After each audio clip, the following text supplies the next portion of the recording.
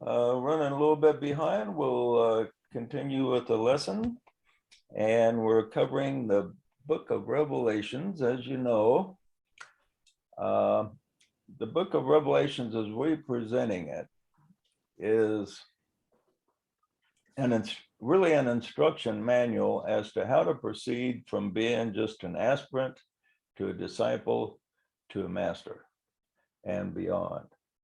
And it starts out where the book of Revelations actually starts out when John first gets his vision of Christ that represents basically the birth of the Christ within the heart. And this is where the true path starts for the disciple, is the birth of the Christ consciousness. And it starts where he sees a vision of the Christ. And this is where it starts on the path, is where the person gets an impulse, has the birth of the Christ in the heart, and he senses that there is a path that he needs to follow. He doesn't know for sure where it's going, but he senses it's a path, and he gets a sense, an inner witness that there is something that is ahead, and it is the will of God that he's supposed to follow this. And so we're up to verse 9 here. And this is just like, we're just getting to the beginning of the path that the book of Revelations outlines for us. I, John, who am also your brother and companion in tribulation in the kingdom and patience of Jesus Christ, was in the isle called Patmos for the word of God and the testimony of Jesus Christ. Now it's interesting that John identifies himself with the reader as a brother and companion in tribulation. So he's identifying himself with the reader, and the reason he identifies himself with the reader is because the reader is a student like him.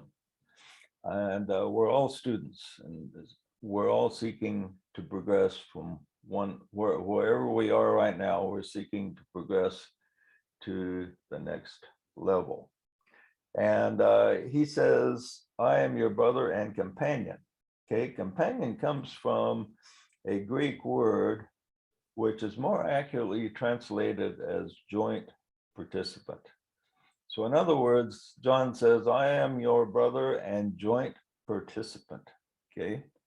And that's what this is all about. The book of Revelations is about John giving this message to his brothers and joint participants. Joint participants in what? It's joint participants on the path to becoming a master. That's what it's all about, is to become like Christ himself. Now the verse ends telling us that he was on the isle called Patmos. Now there's interesting symbolism on this, is that Patmos was basically a big rock, a little bit like Alcatraz, which was called the Rock. And what's interesting about it is it was surrounded by water. So he was on this big rock, which is, and a rock in the scriptures symbolizes the Messiah, the Christ. So he was on this, being on this rock, in this rock, symbolized that he was in the Christ consciousness. And he was above the water, surrounded by water, but not touching the water, symbolizing that he had mastered the emotions. He was above the emotions in the Christ consciousness, and not controlled by the emotions itself. So the fact that he was on this rock called Patmos is interesting symbolism itself. There's also another interesting thing to take in mind here, is that John was imprisoned on this rock. But what was interesting is that, they put Peter in prison, and they surrounded him with 16 guards, and they chained him hand and foot, and Peter was able to escape. The chains fell off of him. He walks through the wall, and he takes off. But how come they put John here, and John was unable to escape? Why do you suppose that happened? How come John just couldn't miraculously get off of this island? Any ideas on that?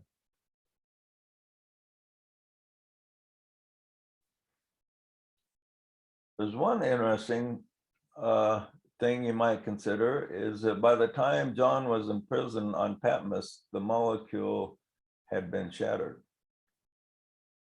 So most of the molecular members were dead by the time he was on Patmos. He was the last surviving apostle. So there was really no molecule on the earth, for one thing. But on the other hand, let's suppose that the molecule was active.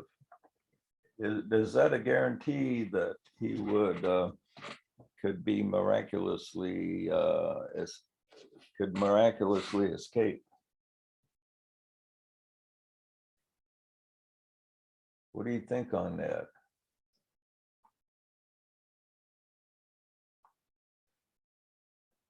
So we go back to the hints of using the supernatural power that's available is given in the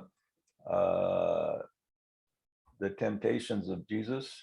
Remember when he was approached to turn the rocks into bread because he hadn't eaten for 40 days, and he refused to do it. Why did he refuse to do it? That's what it symbolized. Man shall not eat by bread alone, live by bread alone, but by every word that proceedeth from the mouth of God. So it wasn't just, he was first of all being tested to make sure he could actually go 40 days. Well, just the bread. And also, if he would have turned the stones into bread, it would have been for the wrong reason, his purpose. But you notice that every miracle he performed, it was to benefit not himself, but other people. And that's the principle involved. So even when Christ was arrested and sentenced to death, he did not save himself. Okay. Because using his supernatural ability to save himself would have been contrary to the way it is used. In other words, if you want to bring down the supernatural powers, whether there's a molecule or not, it has to be for completely unselfish purposes. So when John was in prison on the Isle of Patmos, he could not use his power to escape unless he had permission. Without permission, or unless he was using it to benefit someone else besides himself, he had to go along with it. And this is why the apostles wound up getting killed, is because they could not use their power to escape if it was for their individual benefit alone. Okay, but if the higher will decides it's for some purpose, it can manifest a miraculous power. Like with Peter, it was essential that he live and not be in prison. So arrangements were made for Peter to use the miraculous power to escape. Peter did not use the power of the molecule to benefit himself, but it was arranged by a will higher than Peter himself. And Peter didn't step forward. I demand that these chains be dropped. I mean, they were just dropped because it was time. He was assisted by higher lives. And so John was imprisoned on the Isle of Patmos, and he had to just put up with it until an escape was possible. And we Well, don't Joe, know. I got a question. I Yeah, got a question. Now, so all the apostles died violent deaths, every one of them. You know, Peter was crucified upside down, and Paul was dragged, and so they had to become martyrs, I think, for the faith. But also, didn't they just lose power because the molecule was no longer? right. When the first one or two were killed, the molecule was shattered, so they were pretty much ordinary men, and they had to use their individual faith for any supernatural help that they wanted, just like you or me right now. Right. But when the molecule was together, then they had much more power, and spiritual flow was going through them to a much higher degree, and they had a lot more miracles. Well, they would have had a greater purpose to stay alive than to, surrender to death or persecution, I would think. Yeah, they were handicapped back then because the 12 apostles went all different directions, and they might have communicated on subtle planes. And the molecule, the power of the molecule, perhaps give them greater power for intercommunication of some type that we don't know about. But Telepathy. they didn't have the internet back then either. So we have a big advantage today with the internet. There's also a disadvantage in that there's so much competition out there for anything that you're teaching. Just think if Christ were to show up and try to organize a group on the internet, he would just be one of about 1,000 groups out there, and he would have to do something to get people's attention. Maybe if he appeared at a UN meeting, just materialize his body there, that might do the trick. But I kind of have a feeling that they don't want to impress people with miracles the way they did back then. They had to at that time, but there's also a big disadvantage in gathering people because of impressive magical type feats, so to speak, and the fact that a lot of people are attracted to join for the wrong reason, and because they want personal power. They think, oh, that's a source of power. Just think, if I had that power that I could do these things, think of how people would be impressed with me, and that's the way a lot of people think. And these are not the type of people that need to be drawn into the molecule. It needs to be people with the idea of service. Okay. What, given that the molecule enabled them to do those miracles before, and that being, as you were just saying, not usually the way you want to attract them in this age, what qualities or powers do you think the molecule would confer that would attract people in the right way?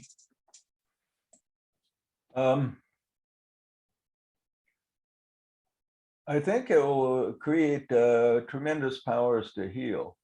We've been working on that direction in our meditations, but the power to heal will definitely be amplified, and there will be miracles that happen. But I think in this age that it's important to convince people because of a message more than miraculous events. Because people that are attracted by signs and wonders are a lot of people that are not very far upon the spiritual path. People upon the spiritual path are more attracted by light and love, and than miracles. But miracles are given to confirm belief rather than to produce belief. So Maybe we'll be able to see through the weaknesses of the ego or their personality and help, see things that normal people wouldn't see, so we can, like you say, help them further along the path or heal an issue or communicate what needs to be communicated. yeah, and what will happen when the molecule is established, that the members will be able to see through things very Right. clearly. And they'll be able to see what people are thinking and feeling, and they will be able to communicate very well with them in such a way that will impress the intelligent people that they come across. Right.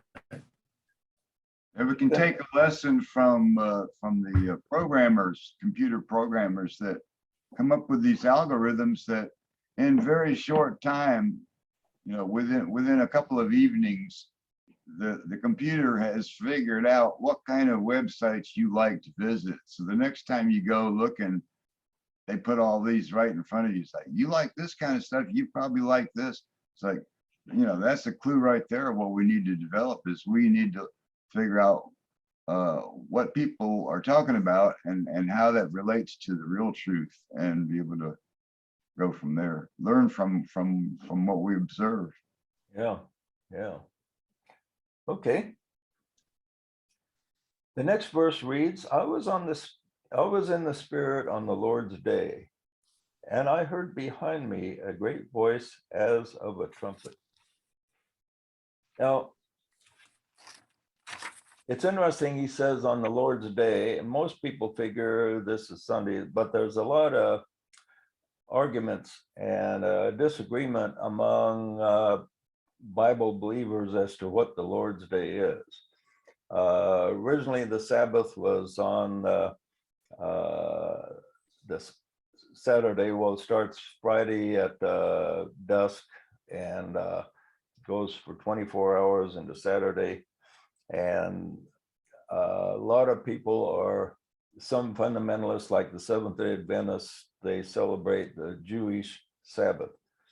But the early Christian church, they broke off, and because Jesus was supposed to have been resurrected on a Sunday, they called that the Lord's Day, and so they began worshiping on Sunday.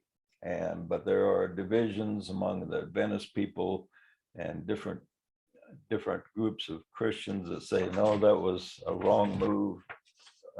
We need to go by the real Sabbath and so on. So there's a big argument over that among the various Christian sects. But most of them go on Sunday and they call it the Lord's Day. But the Lord's Day can have other meanings behind that. Could be any day. Right. So the Lord's Day could be the day that you discovered the Lord. Right. Right. In other words, the first part of the book of Revelations is where the person discovers has the birth of the Christ consciousness within his heart. And when the disciple discovers the consciousness of Christ within himself, that's pretty much the Lord's Day. And from that point on, every day is the Lord's Day, because from that point on, he realizes that at the core of his being is the consciousness of Christ. And so that is one of the interpretations of the Lord's Day. And on the Lord's Day, he said he heard behind him a great voice as of a trumpet. Now, it's interesting, he hears this voice behind him, not in front of him, but behind him. What do you suppose that means? And it's not out there. Right, and in other words, the truth he was looking for wasn't in the direction he was looking, it's in the opposite direction that he was looking. It's going the wrong way. Right, and this is often the case with us as we're stumbling along in the dark. And when we do find the truth, it's often just the opposite direction that we were looking. And so this is often the case. So he hears this great voice behind him, and the sound of a trumpet. A trumpet is used to awaken. Okay, the sound of the trumpet is to awaken us to the voice that is within us. And that voice, like a trumpet, sounds out, dulls the sounds of everything else. So you only hear that trumpet sounding. And this is the way it is when you are one with the soul. That is the only voice that you listen to. Do you have a comment there, Curtis? Yeah, you know, a lot of times when I get higher impressions, it feels like it's coming from the back of my head. That's funny. Yeah. So it's kind of from behind me, yeah, upper, kind of right on the back side of me. That's I don't know if you get that or not, but that's sometimes how I feel. A spiritual movement is right up here in the back of my head. well, you know, you got 1,000-petal lotus on the crown, so you might have some petals unfolding in that area of your head too. Yeah. Another possibility. Yeah. Okay, the next verse says, he heard this voice and it says, I am Alpha and Omega, the first and the last. And what thou seest, write in a book and send it to the 7 churches which are in Asia, unto Ephesus, and unto Smyrna, and unto Pergamos, and unto Thyatira, and unto Sardis, and unto Philadelphia, and unto Laodicea. Okay, so he's gets this message to write this book, which we now have as we call it the book of Revelations or the Apocalypse. Alpha and Omega, what does that mean? Well, everything has a beginning and an end. And he was the first in the kingdom first of the humans to pass into the God kingdom. So he would have been the last in the God kingdom, but the first brethren to pass through the veil. Right. There's the first and the last, Alpha and Omega, has a lot of symbolism behind it. And I've created here 5 points altogether.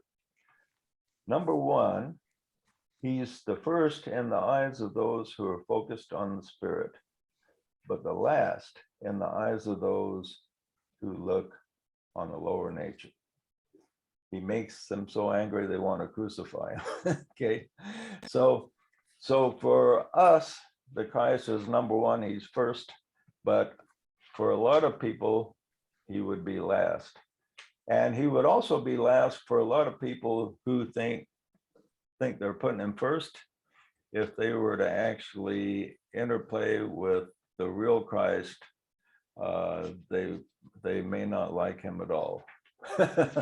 He may be a lot different than they expect.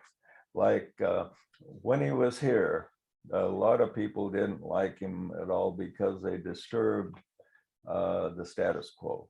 He disturbed the status quo.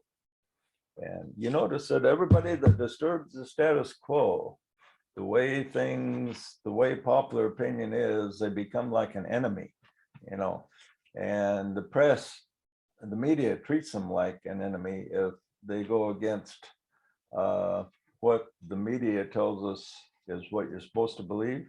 If you go against that, well, then they make an enemy out of you. And we could probably expect that about Christ when he first shows up, if he were to materialize as a regular person like you or me. he would probably make some enemies, that they would consider him the least in the kingdom. Okay, now Christ is the first to serve, but the last to receive a reward. And think of his life when he was here. He was first in service, but when did he ask for anything for himself?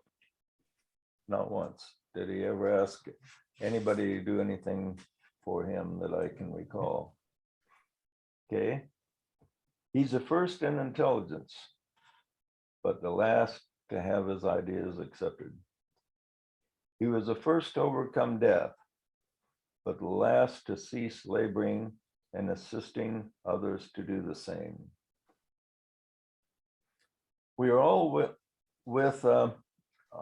one with God in Christ at first, before the beginning of time, but then we will be with him again at the end of time. So first and last, Alpha and Omega has a lot of correspondences.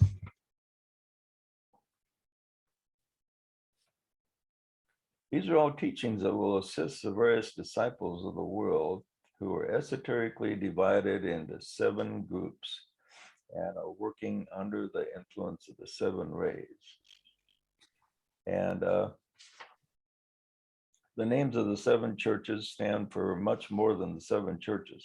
They represent 7 divisions of humanity, the 7 rays, and 7 steps that the disciple must take before he can make a breakthrough to elimination and enlightenment. And the enlightenment is just a major step. It's not the end result.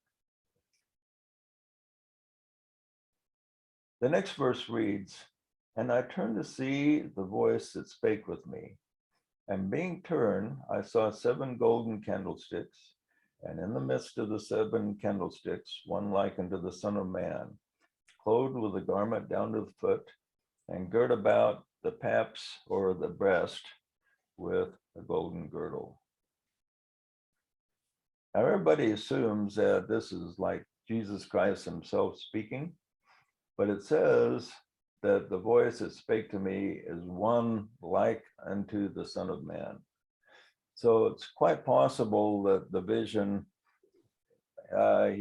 perhaps he wasn't seeing the man Jesus Christ or the man Christ or whoever, but he was seeing a projection, one like unto the Son of Man, because any divine presence speaks to you by the power of Christ. And the power of Christ is within your very core of your being. And so if you get a revelation, you can have the revelation projected from your very essence out there. And so whether or not this was actually Jesus Christ speaking or one just like unto the Son of Man, it's up to interpretations, but it could be either way. And he saw these 7 golden candlesticks, and these represented the 7 churches. Now, John's description of the garment symbolizes the fact that this being's identity is covered, and it's a mystery to John. So he's had his breast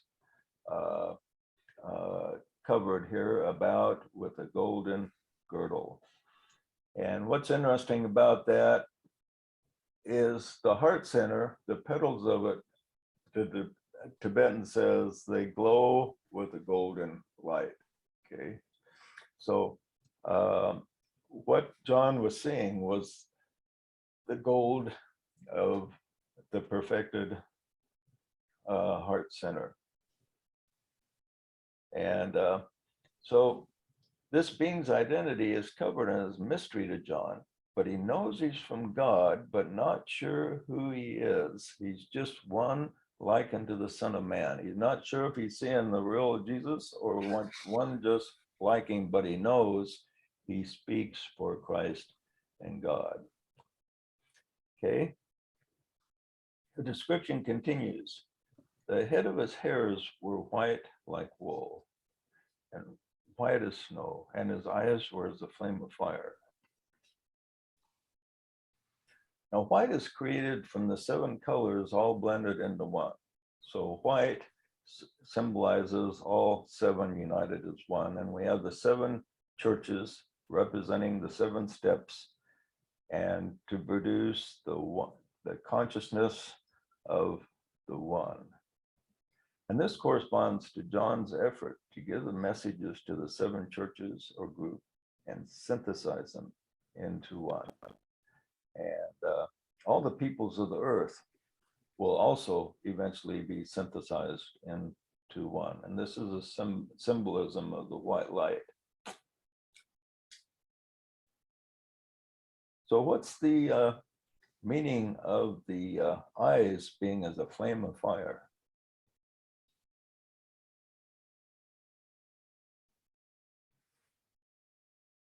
What do the eyes do? The eyes look and they see.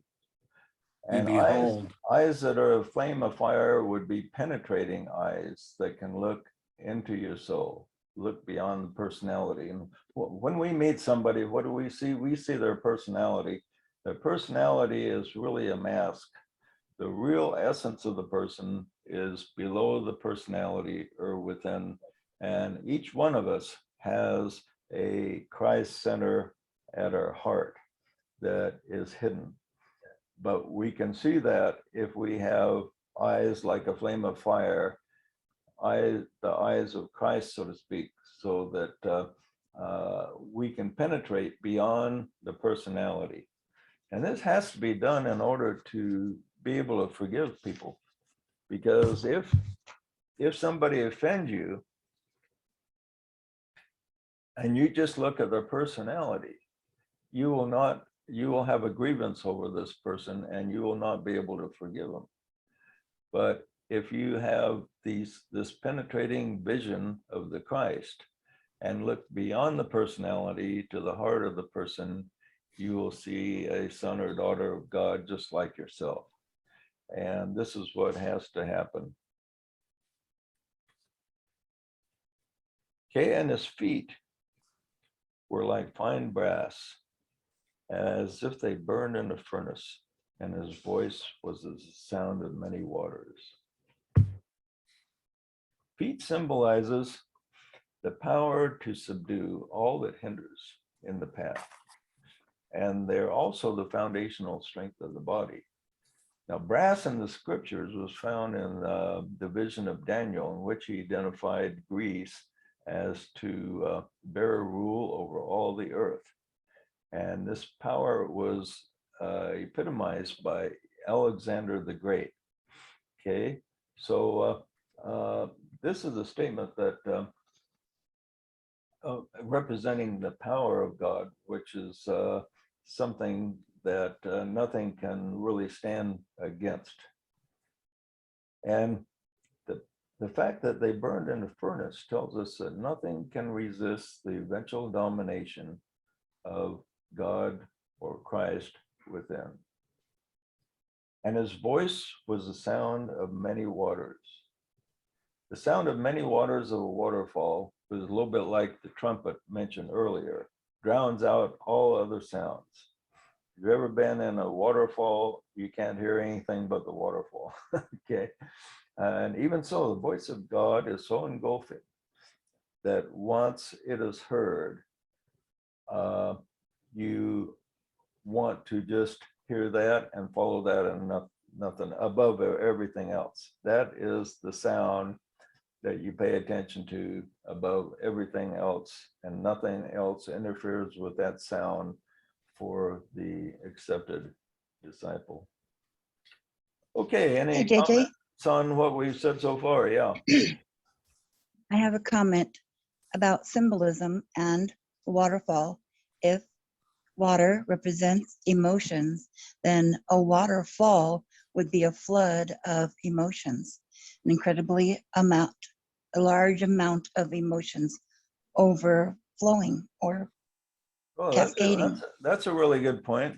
And you know, there's different types of emotions. There's lower emotion and higher emotion. And the higher feeling is like represented by the joy of the Lord, so to speak, as a phrase representing the higher emotions. And so where you have a vision of God and here are the many waters, you would be tuning into the higher emotions rather than the lower emotions. And think of joy and love and the things associated with the feelings of the spirit. Once you're surrounded by these like a waterfall, I mean, you don't want you would just want to stay there forever, is the feeling that you would have. Whereas in the lower emotions create all kinds of problems that you want to escape from. Whereas the higher emotions, you want to just stay there and bask in them. Okay, good point, Lorraine. Any other comments before we wrap it up? Just about out of time. Could be letting go of all of the lower emotions like cathartic. It's the flood of letting go. Yeah, yeah. That's a great part about these symbolic things is so many corresponding interpretations that you can come up with. And the main thing you want to do in interpreting is have then one interpretation harmonize with another. And this is a problem a lot of people have in interpreting this book and other books of wisdom, is that one interpretation will often conflict with another and they don't really harmonize. Whereas what I find beautiful about the book of Revelation is interpreted correctly, it's one part is very harmonious with the other parts. They all just seem to like fit together seamlessly. I think it's one of the most profound, perhaps the most profound writing that's ever been done myself. It's quite a book when you look at it as a whole. Okay, any other comments before we wrap it up? Isn't one of the first supernatural sort of powers that one gets on the path is the ability to see into the hearts and minds of others? Yeah, that's important as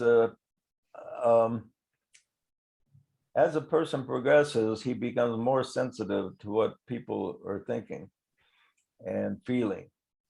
And this is an important thing. And it doesn't all come at once, but the person gradually becomes more sensitive to the Yeah, one does. of others.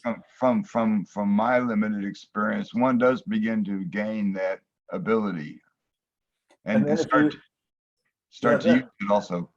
Then if you have a loved one that's in trouble, you will have a feeling about that. Anybody had that happen before? You have a loved one that's in pain or in trouble and you had a feeling about it? Jill, I bet you've had that happen. A few times in my life, yes. And each time it was pretty accurate. Yeah, it's amazing when that does happen. Now, one of the things that happens when, for even a lot of regular people say they had a feeling somebody was going to call them and then the phone rang, that's a really common one that a lot of average people even have.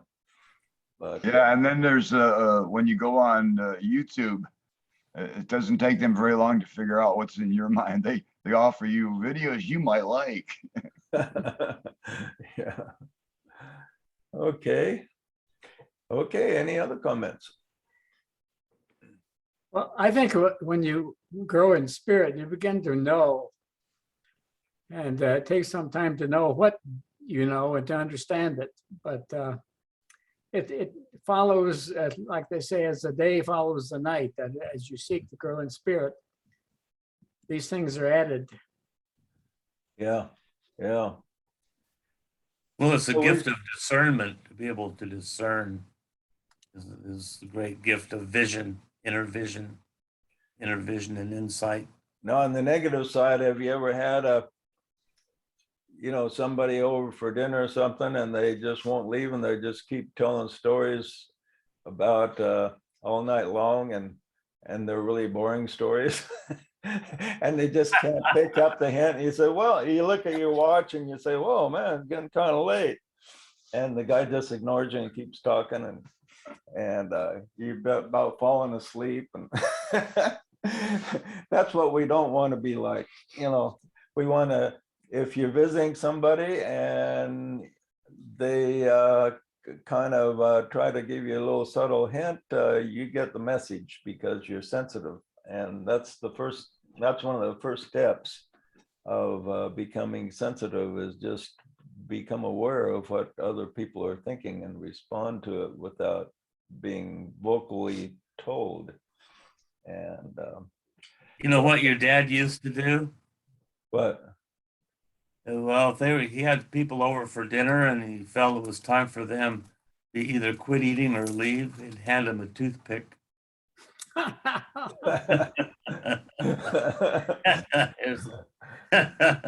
They'd get the more than subtle hint. That was your dad. That's what he'd do. and my dad was not real subtle normally. So. It was less than subtle, yeah. It was quite a character. Okay, great to have you and nice vibes from everybody, and appreciate your participation. And we will continue this next week, next Sunday at 10 a.m. all being well. May all be well. Well, everyone.